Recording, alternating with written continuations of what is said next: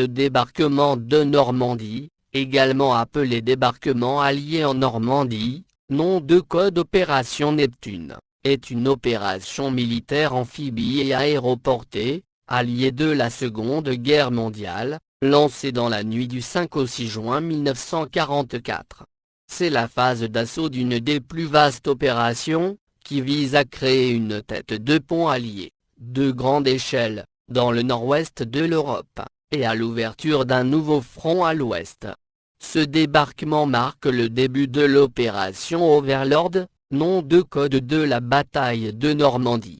Cette opération Neptune inclut les opérations aéroportées américaines et britanniques, pendant la nuit du 6 juin, ainsi que les bombardements préparatoires aériens et navals, des défenses côtières allemandes, la traversée de la Manche, par plusieurs milliers de navires, et enfin le débarquement des troupes, dès le 6 juin au matin le jour J, sur les plages du nord-est du Cotentin, et de l'ouest du Calvados dans les secteurs, d'ouest en est, d'Utah Beach et Omaha Beach, et de la pointe du Hawk pour les Américains, de Gold Beach pour les Britanniques, de Juno Beach pour les Canadiens, et de Svore Beach pour les Britanniques, en y incluant les Français libres, des commandos Kieffer. Une fois les plages prises, l'opération se poursuit par la jonction des forces de débarquement et l'établissement d'une tête de pont sur la côte normande, puis l'acheminement d'hommes et de matériel supplémentaire. Les jours suivants voient la mise en place des structures logistiques, port artificiel Mulberry, oléoduc sous-marin Pluto, pour le ravitaillement du front, et le débarquement de troupes supplémentaires. L'opération cesse officiellement le 30 juin 1944. Contexte. Entre le 27 mai et le 4 juin 1940, plus de 338 000 hommes du corps expéditionnaire britannique, et de l'armée française, encerclés sur les côtes du nord de la France, regagnent le Royaume-Uni, grâce à l'évacuation de Dunkerque, la signature de l'armistice, puis l'occupation allemande en France, prive les alliés de l'Europe, de l'Ouest continental. Après l'invasion de l'Union soviétique par l'armée allemande, en juin 1941, Joseph Staline commence à demander aux Alliés l'ouverture d'un second front en Europe de l'Ouest. Fin mai 1942, les États-Unis et l'Union soviétique font une déclaration commune sur l'urgence de créer un second front à l'Ouest. Mais le Premier ministre britannique, Winston Churchill, persuade le président des États-Unis, Franklin Delano Roosevelt, de retarder le débarquement promis, les Alliés n'ayant pas encore les forces adéquates pour une opération de cette ampleur. Profitant de la présence des troupes anglo-américaines en Afrique du Nord, Après leur victoire sur les armées allemandes et italiennes, les Alliés passent à l'offensive en Méditerranée, en lançant l'invasion de la Sicile en juillet 1943, puis l'invasion de la péninsule italienne, en septembre de la même année. Au même moment, les armées soviétiques passaient à l'offensive, après avoir gagné la bataille de Koursk.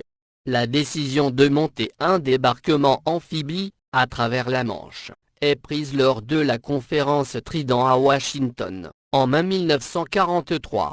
La préparation de l'opération se heurte cependant au problème du nombre de barges et navires de débarquement disponibles, la plupart étant déjà requises, en Méditerranée, ou dans le Pacifique. À la conférence de Téhéran, en novembre 1943, Roosevelt et Churchill promettent à Staline l'ouverture d'un second front pour mai 1944. Réunion du corps expéditionnaire allié, du quartier général suprême, le 1er février 1944.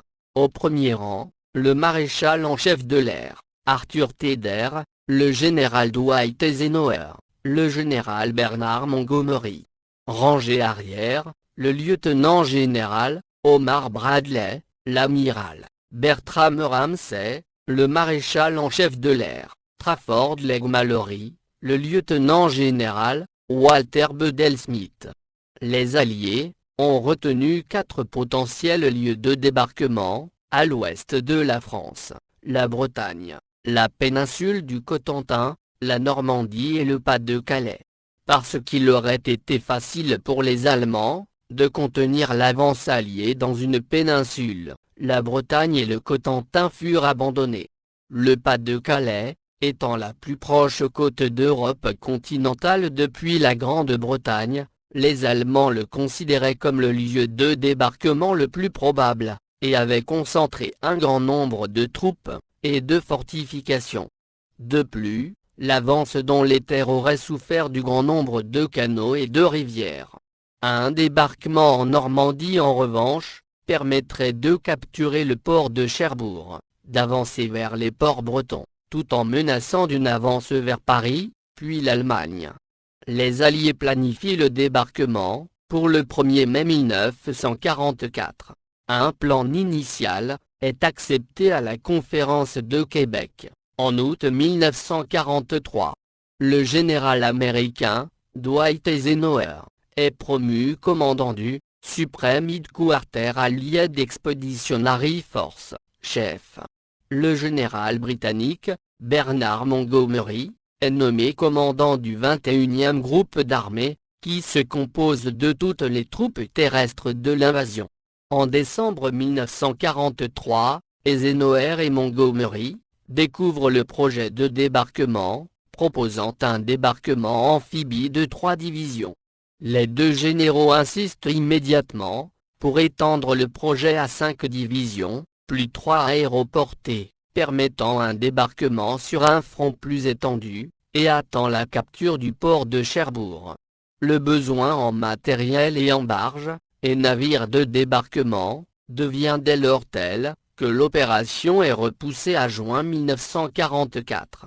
Au total, 39 divisions alliées seront envoyées en Normandie, 22 américaines, 12 britanniques, 3 canadiennes, une polonaise et une française, pour un total de plus d'1 million d'hommes. Préparation, l'opération Tigre. Un exercice de répétition du débarquement, appelé Opération Tigre, a eu lieu fin avril 1944, à Slapton Sand, dans le sud-ouest de l'Angleterre, et s'est soldé par un désastre, à cause de l'intervention surprise. 2 vedettes lance-torpilles allemandes, qui coûtèrent la vie à 946 soldats alliés. Objectif de l'opération Neptune. L'opération Neptune doit répondre à 2 objectifs successifs, établir une tête de pont sur la côte normande, puis y acheminer renforts et ravitaillements. Pour cela, Neptune va s'articuler en plusieurs opérations. Dans la nuit du 5 au 6 juin, les opérations aéroportées ont pour objectif de sécuriser le flanc est, sur l'Orne, et le flanc ouest, ainsi que la sortie de plage à l'ouest, dans le Cotentin. L'opération Tonga est le parachutage et l'arrivée par planeur de la 6e division aéroportée britannique, sur le flanc est du canal de Caen-à-la-Mer, et à Ranville, près du fleuve Orne. Le but est de tenir le flanc gauche du secteur de débarquement, particulièrement les ponts, pour empêcher les blindés allemands de rejoindre les plages, et permettre par la suite aux blindés britanniques de les utiliser. En effet, la zone du débarquement est bordée à l'est par le canal de Caen-à-la-Mer et par l'Orne. Le contrôle des deux ponts, les plus proches de la zone de débarquement, le Pegasus Bridge et le pont de Ranville, s'avère un objectif stratégique. Les opérations Alban I et Boston sont le parachutage de régiments des 101e et 82e divisions aéroportées américaines, dans le nord-est du Cotentin. Elles sont précédées par la mise en place des pattes fines d'air, et suivies par l'atterrissage de planeurs de ces mêmes divisions, Opération Chicago, Keokuk, Détroit, et Elmira. Elles sont suivies par d'autres opérations parachutées, le 7 juin. Leur but est de protéger le flanc ouest de la zone de débarquement, et surtout de contrôler les sorties de plage d'Utah Beach. En effet, celle-ci, contrairement aux autres plages, se trouve sur un cordon littoral isolé par des marais, et n'est relié que par quelques routes à la péninsule du Cotentin. En soutien, l'opération Dingson et l'opération Sam West sont le parachutage en Bretagne, de 36 parachutistes français, en 4 groupes. Traversée de la Manche de la flotte de débarquement, et des bâtiments d'appui naval, avec préalablement les opérations Gambie, positionnement de 2 sous-marins de poche, pour baliser les plages est. Opération Maple, opération de minage naval, pour protéger les flancs de la force d'invasion. 6850 mines furent mouillées durant cette opération. Jour J, assaut et débarquement. Bombardement aérien puis naval, des défenses allemandes sur la côte devant les plages de débarquement, et des batteries de canons, plus à l'intérieur des terres. Assaut sur les 5 plages de la côte normande, Utah Beach, Omaha Beach pour les Américains, et Svore Beach, Juno Beach et Gold Beach pour les Britanniques et les Canadiens. S'y ajoute l'escalade et la prise de la pointe du Hawk, par les rangers américains. Une fois les plages et leurs abords pris, elles doivent être nettoyées, et des chenaux dégagés, afin de permettre un débarquement de plus grande ampleur de troupes, et de matériel. Jour suivant, mise en place des structures de ravitaillement.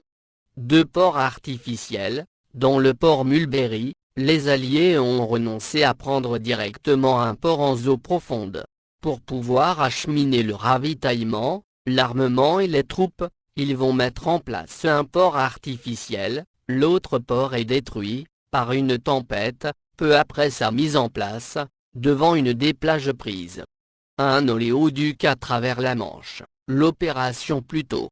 Espionnage et renseignement, des cartes postales, permirent aux services de renseignement britanniques, de se familiariser avec l'aspect des côtes normandes. Ils cédèrent aussi 2 cartes topographiques, 2 photos aériennes prises par des avions de reconnaissance, et des renseignements des espions. Opérations de diversion. Avant et durant l'opération Neptune, eut lieu l'opération Fortitude, nom de code collectif des opérations de désinformation et de diversion des Alliés dont le but était double. D'abord dissimuler à l'état-major allemand, le lieu réel du débarquement en Europe du Nord-Ouest, par le biais de la résistance française, qui devait faire croire à l'état-major allemand, que le débarquement se déroulerait sur une autre côte, le Pas-de-Calais, qui était la cible la plus évidente, selon l'état-major allemand. Une fois le débarquement de Normandie effectué, faire croire qu'il ne s'agissait que d'une opération de diversion.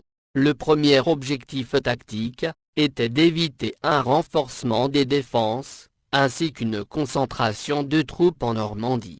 Il s'agissait ensuite d'éviter une arrivée trop rapide des renforts allemands, dans les premiers jours suivant le débarquement. En particulier, il fallait tenir à l'écart les unités blindées de la 15e armée, stationnées dans le Pas-de-Calais, avant que les Alliés aient pu établir une tête de pont, suffisamment solide. L'opération Fortitude comprit 2 volets. L'opération Sky, britannique, British Fourth Army, armée fictive, basée à Édimbourg et en Irlande du Nord, pour faire croire à un débarquement en Norvège. L'opération Quicksilver, américaine, First United States Army Group, FUSAG, groupe d'armée fictif, commandé par le général Patton, pour faire croire à un débarquement dans le nord de la France, utilisant pour cela des chars factices en caoutchouc. Météo, et choix de la date. La préparation de l'opération requiert l'établissement du jour du débarquement, le jour J, ou D-Day, et d'un horaire défini comme l'heure H, à Chaour, où les premières troupes d'assaut amphibies débarqueront. Il est décidé que le débarquement amphibie se fera pendant le jour et qu'un clair de lune est nécessaire la nuit précédente. Un débarquement de jour permet un meilleur déploiement des unités navales et des troupes d'assaut. Il accroît également la précision de l'artillerie et de l'aviation.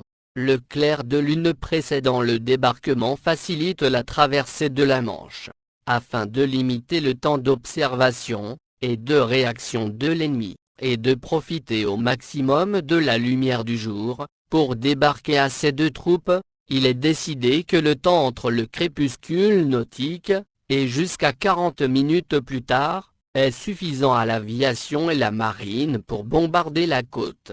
Controverse stratégique du côté allemand. Dès la fin 1943, Adolf Hitler et ses généraux sont certains que les Alliés vont débarquer en Europe, dans les mois qui viennent, mais ils ne savent pas où. Le mur de l'Atlantique est construit par le Troisième Reich, le long de la côte occidentale de l'Europe, pour empêcher une invasion du continent par les Alliés, depuis la Grande-Bretagne. Mais ce mur de fortification, que la propagande nazie dit imprenable, comporte d'innombrables lacunes.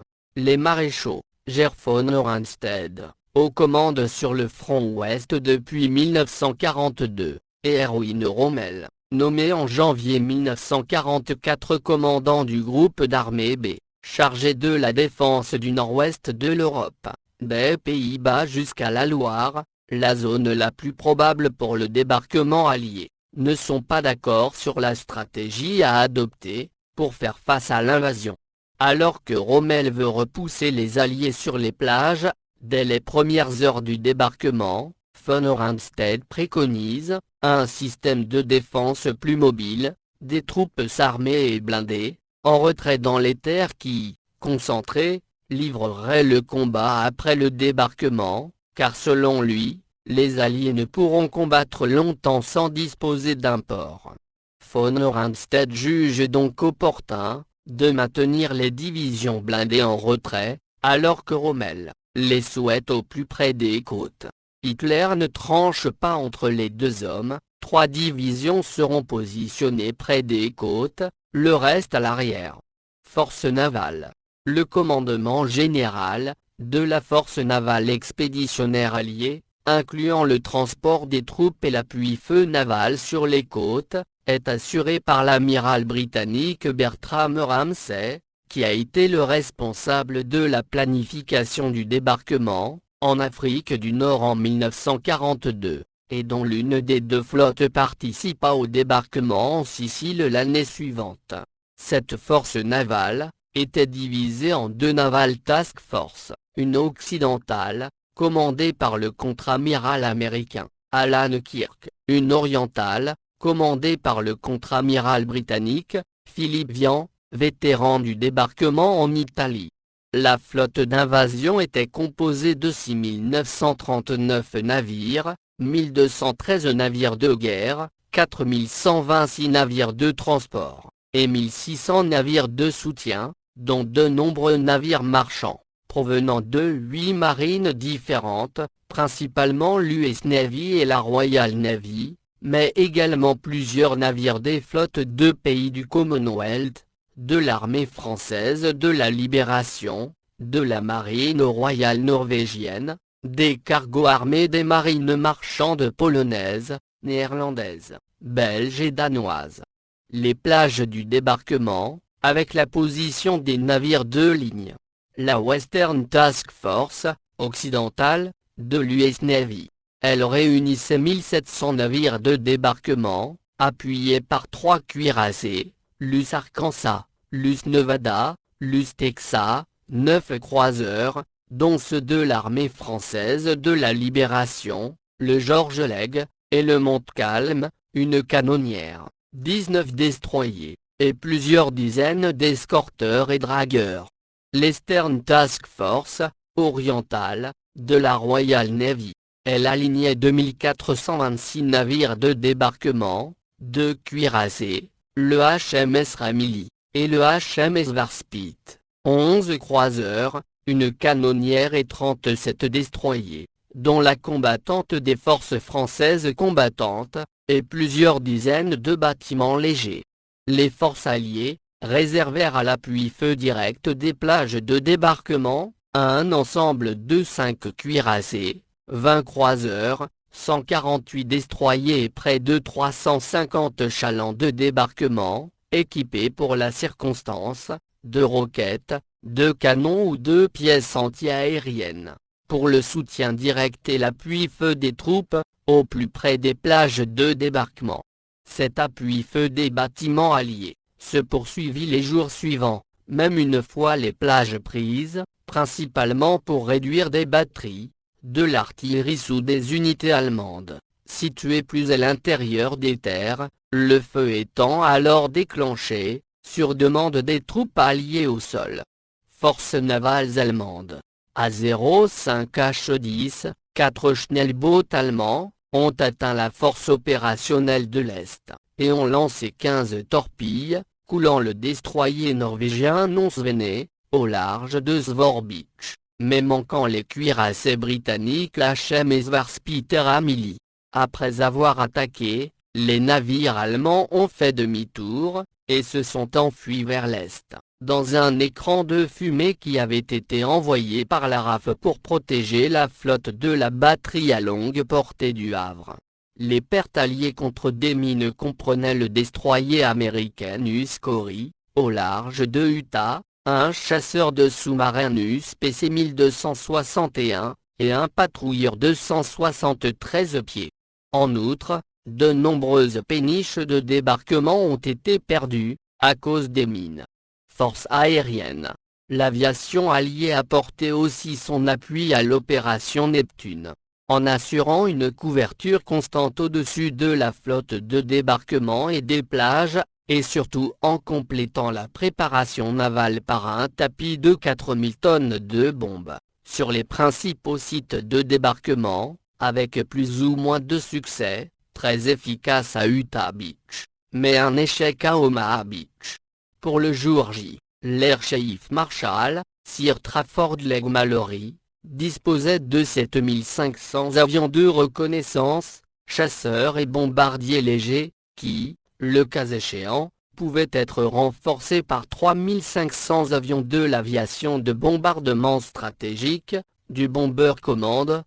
Les Alliés ne disposeront de leur première piste d'aviation en Normandie, que le 12 juin près d'Utah Beach, la prise de Caen et de l'aérodrome de Carpiquet, dans les premiers jours de la bataille, ayant échoué. L'Allemagne avait à sa disposition 50 divisions en France et aux Pays-Bas, avec 18 autres stationnées au Danemark, et en Norvège.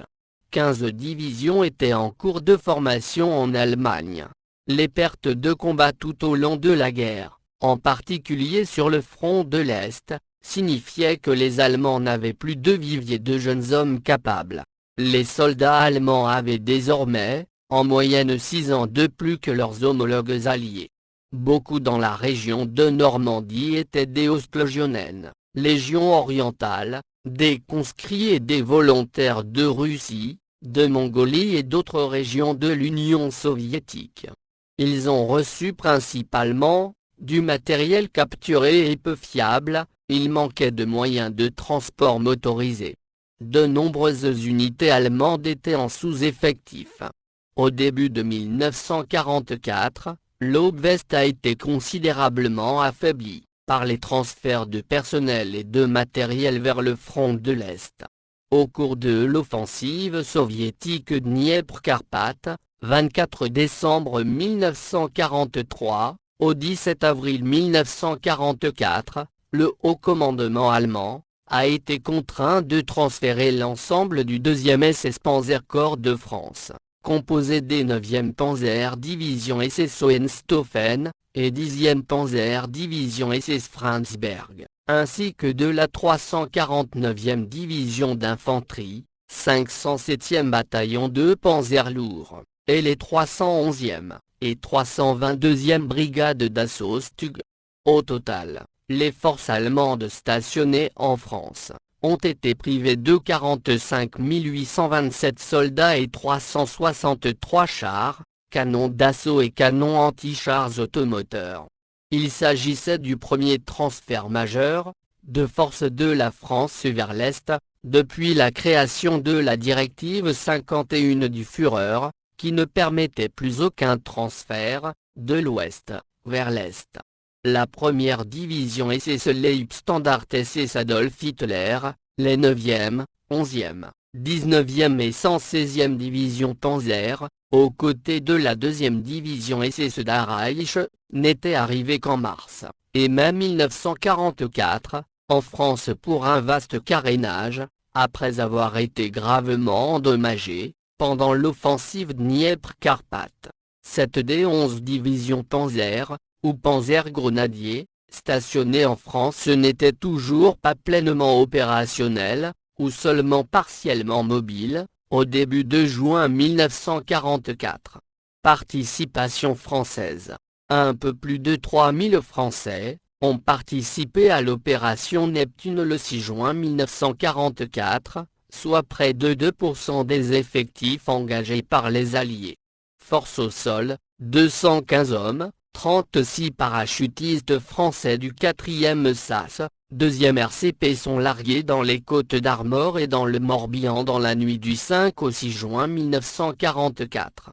Quelques autres parachutistes du 3e SAS/3e RCP ont été aussi largués en Normandie le 6 juin 1944 au sein de la cité à Sherborne britannique. 177 marins du 1er bataillon de fusiliers marins commando, dirigé par le commandant Kieffer, débarquent au matin du 6 juin sur Svorbitch. Force aérienne, 227 pilotes et personnel d'équipage. L'escadron 329, groupe de chasse Cigogne, ces Spitfire assurent la couverture aérienne dans les secteurs de Juno et Gold Beach, ainsi qu'entre Caen et Bayeux. L'escadron 340, groupe de chasse Île-de-France, ces Spitfire assurent la couverture aérienne dans le secteur de Sverbitch. L'escadron 341, groupe de chasse Alsace, ces Spitfire assurent la couverture aérienne sur le flanc est du débarquement, entre Caen et Deauville. L'escadron 345, groupe de chasse Berry, ces Spitfire assurent la couverture aérienne dans le secteur de Utah Beach. L'escadron 346, groupe de bombardement Guyenne, dans la nuit du 5 au 6 juin 1944, ces Halifax participent au bombardement des batteries allemandes de Grande Camp Messy, dont les canons surplombent la baie d'Evey.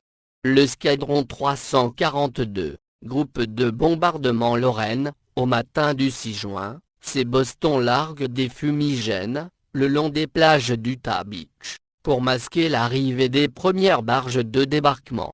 Contrairement à ce qui est parfois affirmé, l'escadron 347, groupe de bombardement Tunisie, n'est pas intervenu le 6 juin 1944, mais quelques jours après seulement. Force navale, 2600 marins, les croiseurs Montcalm et George Legge, devant Omaha Beach, et le torpilleur La Combattante, devant Juno Beach, ont appuyé directement par leurs tirs d'artillerie les troupes de débarquement. D'autres navires français ont escorté jusqu'aux plages les convois de débarquement ou de renfort, les corvettes Aconite et Renoncule dans le secteur d'Utah Beach, les frégates l'Escarmouche et l'Aventure avec la corvette Rosalie dans le secteur d'Omaha Beach, les frégates La Surprise et la Découverte dans le secteur de Gold Beach, la corvette commandant d'Estienne d'Orve dans le secteur de Juno Beach. Le chasseur de sous-marins numéro 12 Bienaudet, au large de Gold et Juno Beach. Contrairement à ce qui est parfois affirmé, un seul chasseur de sous-marins est entré en action le 6 juin 1944. Les chasseurs numéro 10, 11, 13, 14, 15 et 41 n'interviennent que dans les jours qui suivent, tout comme les vedettes rapides de la 23e flottille de MTB. Déroulement, prise de décision, et report. Le jour J est initialement prévu le 2 juin 1944, mais les Alliés ont besoin de la pleine lune pour les parachutages, et de 40 minutes 2 jours avant l'heure H, pour le débarquement. En juin, ces conditions ne se retrouvent que les 5, 6 et 7 juin. Le débarquement est fixé le 5 juin, puis le 6, en raison des conditions météorologiques trop mauvaises le 5. Traversée de la Manche. La mise en place de cette énorme flotte s'effectue dans tous les ports de la côte sud de l'Angleterre, de Plymouth, jusqu'à Nehaven, où il faut auparavant compléter les installations, par 130 embarcadères supplémentaires. Déplacer cette armada exige la définition de 4 passages maritimes depuis les ports britanniques, jusqu'à un carrefour au centre de la Manche appelé Spout, ou Piccadilly Circus. De cette zone d'un diamètre de 10 000 marins, 10 chenaux, 2 par plage d'assaut, nettoyés par des dragueurs de mines, et balisés de bouées lumineuses, permettent aux bateaux, navires de ligne, chalands, d'arriver jusqu'aux 5 plages de débarquement. Les navires se positionnent à environ 10 000, au large des plages, entre 2 heures et 3 heures, le 6 juin au matin. Une part importante de l'opération Neptune est la protection des voies utilisées par les navires alliés, et des plages contre la Kriegsmarine. Cela est confié à la Home Fleet. Les Alliés perçoivent 2 menaces maritimes allemandes importantes. L'attaque par 2 gros navires de surface, stationnés en Norvège et en mer Baltique.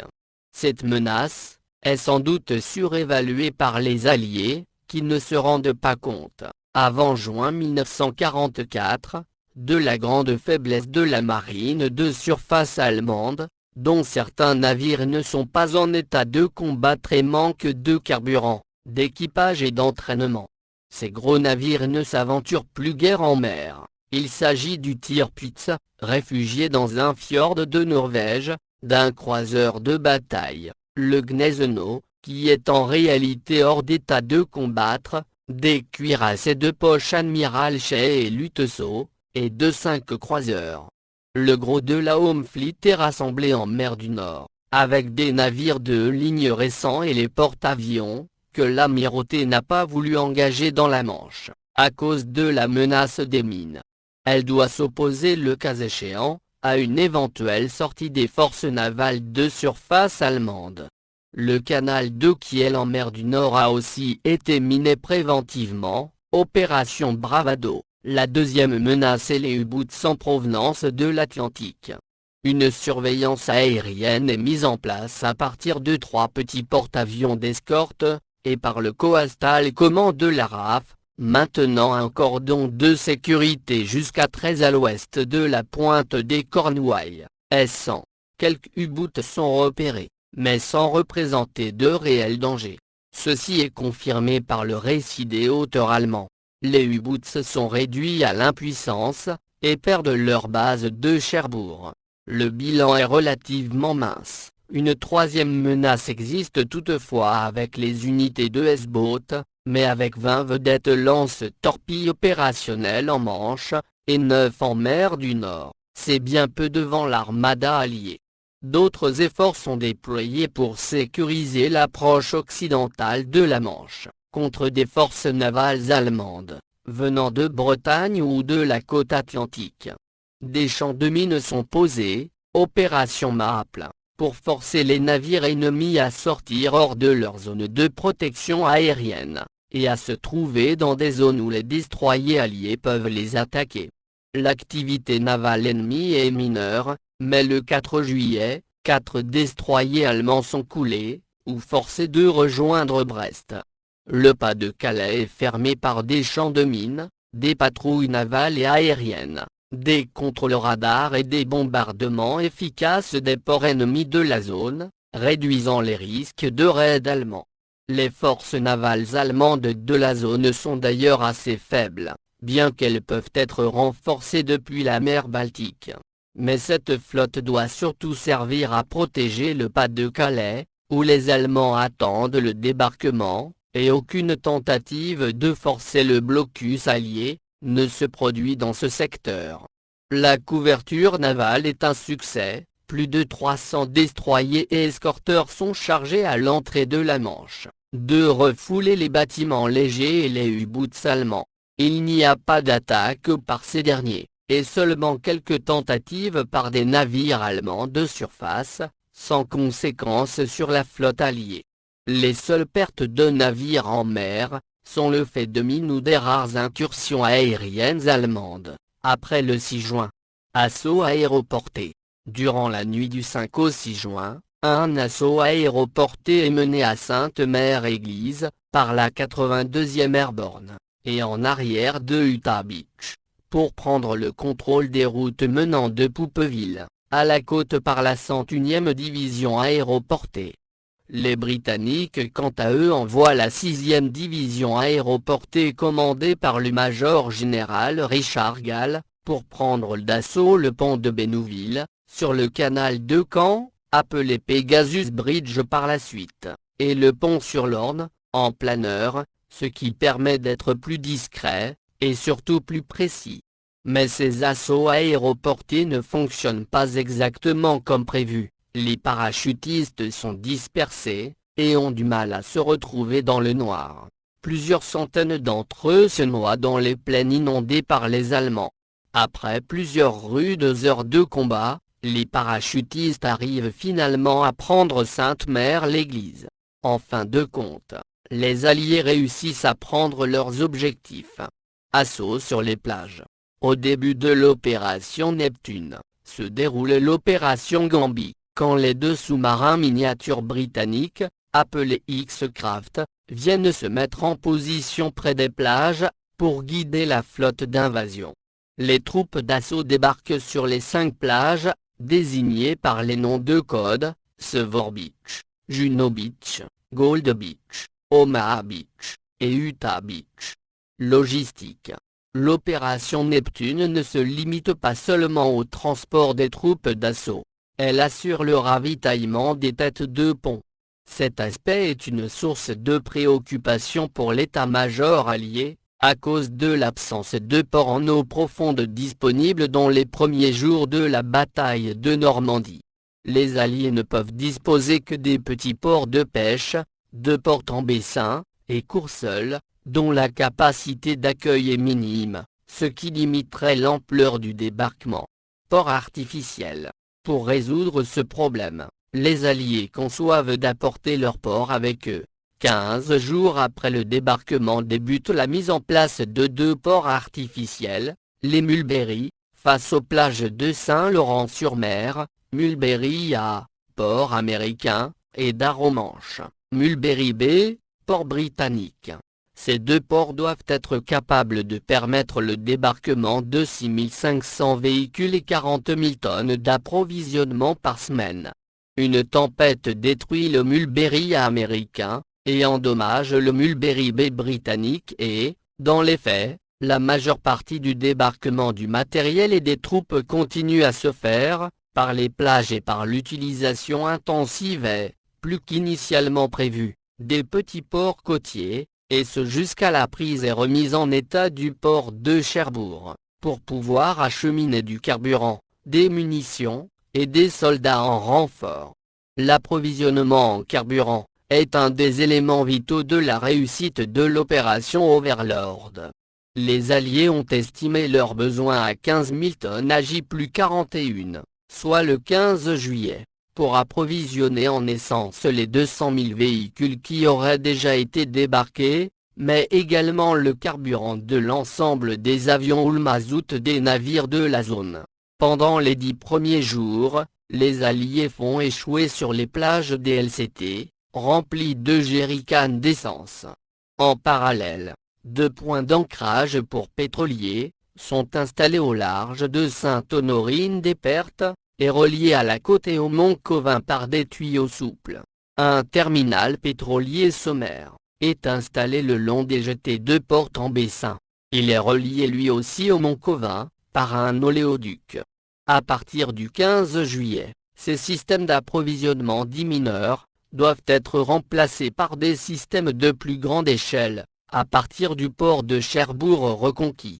Le terminal pétrolier d'avant-guerre, de la Marine nationale de la digue de Querqueville, doit être remis en marche avec l'accostage de gros pétroliers, et surtout avec la mise en place d'un oléoduc sous la Manche.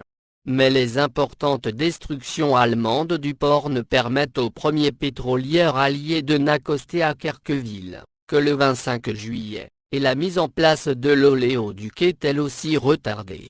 Il s'agit de dérouler entre l'île de Wight et Querqueville, soit une centaine de kilomètres, 10 tuyaux souples sous la mer, pipeline des océans, ou plutôt, ce qui n'a encore jamais été fait dans l'histoire. Initialement, le premier tuyau doit entrer en fonctionnement le 18 juin, soit 12 jours après le débarquement. Mais la prise de Cherbourg plus tardive, le long nettoyage des eaux du port et le mauvais temps, retardent sa mise en service de 6 semaines, et il ne peut entrer en fonction qu'au début du mois d'août. Néanmoins, le manque de carburant ne se fait pas trop sentir, le front progressant peu.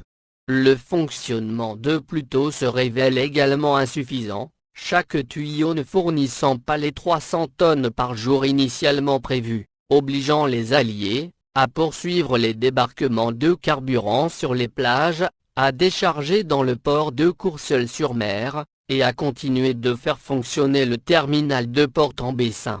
Par la suite, avec l'avancée des Américains, Pluto est prolongé par un oléoduc terrestre, jusqu'à Avranches. Au mois d'août, il est redirigé vers la Seine et Paris. 7500 sapeurs américains et des 2500 prisonniers de guerre allemands participent aux travaux de cet oléoduc. La première commémoration du débarquement a lieu en 1945, à Romanche, en présence de l'ambassadeur britannique, Duff Cooper, et de sa femme, Diana Cooper, et 2 soldats britanniques. Depuis, chaque année, des commémorations ont lieu le 6 juin, pour célébrer le débarquement, et le début de la libération de l'Europe de l'Ouest. Jusque dans les années 1980, les commémorations du débarquement sont essentiellement militaires, les chefs d'État ne sont pas représentés. Leur mise en place après la guerre doit beaucoup à Raymond Triboulet, député du Calvados, et plusieurs fois ministre des anciens combattants.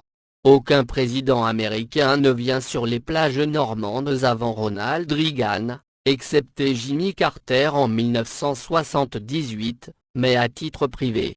Ce phénomène commémoratif assez récent tient en particulier aux réticences du général de Gaulle à célébrer une opération militaire anglo-américaine, dont les Français avaient été en grande partie exclus. En 1964, le général de Gaulle refuse de participer au 20e anniversaire du débarquement. Il délègue l'un de ses ministres qui déclare que le succès du jour J était dû à la résistance française. Mais dans le contexte de guerre froide, afin de montrer aux soviétiques que la Seconde Guerre mondiale n'avait pas uniquement été gagnée à l'Est mais aussi à l'Ouest, le bloc occidental décide de médiatiser davantage ce cérémonial. Le tournant est dû à François Mitterrand qui, en 1984, transforme la cérémonie militaire d'alors en cérémonie politique, où sont invités les chefs d'État. L'historien Olivier Oyeviorka note ainsi, dorénavant, les commémorations ne sont plus axées sur l'idée de victoire, mais sur l'idée de paix, de réconciliation et de construction européenne. Cela va de pair avec une américanisation de l'événement, qui se manifeste avec l'emprunt à l'anglaise américain, du terme vétéran, et de l'expression d'idée à la place de jour J. Après la fin de l'URSS, d'autres nations se joignent aux commémorations, comme en 2004, l'Allemagne, avec le chancelier Gerhard Schröder, et la Russie. Monuments. Le mémorial de Caen, et de nombreux cimetières militaires, ont été créés en de nombreux endroits en Normandie. Le mémorial britannique de Normandie, inauguré en 2021, commémore le nom des 22 442 officiers et soldats, sous commandement britannique, qui ont été tués en Normandie, du 6 juin, au 31 août 1944.